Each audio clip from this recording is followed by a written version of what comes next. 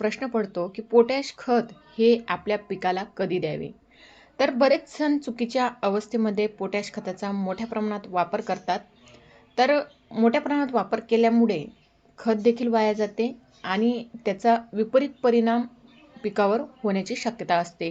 तर मित्रांनो, पिकाच्या कोणत्याही आवश्यक तत्वामध्ये किंवा गरजेनुसारच पोटॅश खत देणं योग्य आहे.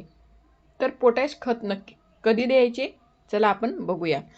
पोटॅश खत सामान्यतः पिकांच्या वाढीच्या वेगवेगळ्या टप्प्यांवर आणि गरजेनुसार दिले जाते. साधारणपणे पिकाच्या सुरुवातीच्या काळात आणि फुलोरा आणि फळधारणा अवस्थेत पोटॅशचा वापर फायदेशीर ठरतो.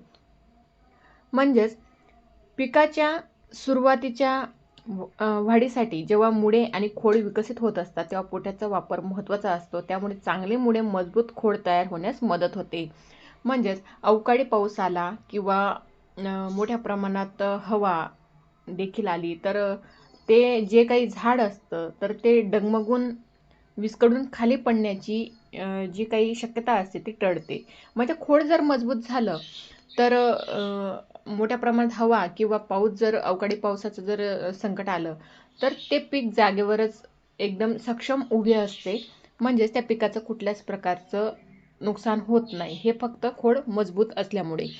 तसंच मित्रांनो, फुलोरा आणि फळधारणा जेव्हा पिकाला फुले आणि फळे येतात तेव्हा त्यांना जास्त प्रमाणात पोटॅशची आवश्यकता असते. त्यामुळे या अवस्थेत पोटॅश दिल्यास चांगले उत्पादन मिळण्यास आपल्याला मदत होते. ज्या जमिनीमध्ये पोटॅशियमचे प्रमाण कमी आहे तिथे पिकाला नियमितपणे पोटॅश खत देणे आवश्यक असते. तसेच पिकाचा प्रकार वेगवेगळ्या पिकांना पोटॅशची गरज वेगवेगळ्या प्रमाणात असते. त्यामुळे पिकाच्या गरजेनुसार आणि मातीच्या प्रकारानुसार पोटॅश खताचा वापर करावा.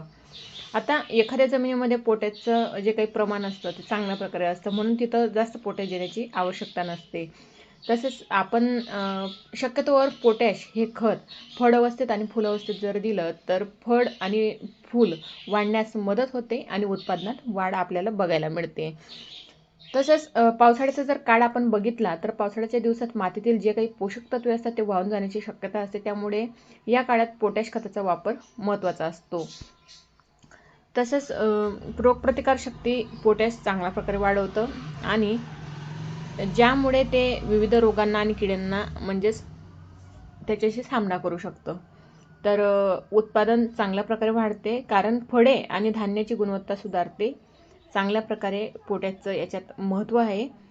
तर मित्रांनो, पोटॅश फुलधारणे आणि फळधारणे या अवस्थेत जर तुम्ही दिलं तर नक्कीच फुलधारणे अवस्थेत जर दिलं तर फुलांची संख्या अधिक वाढण्यास मदत होते आणि फुलं हे सक्षम होतात, म्हणजेच गळून पडत नाही.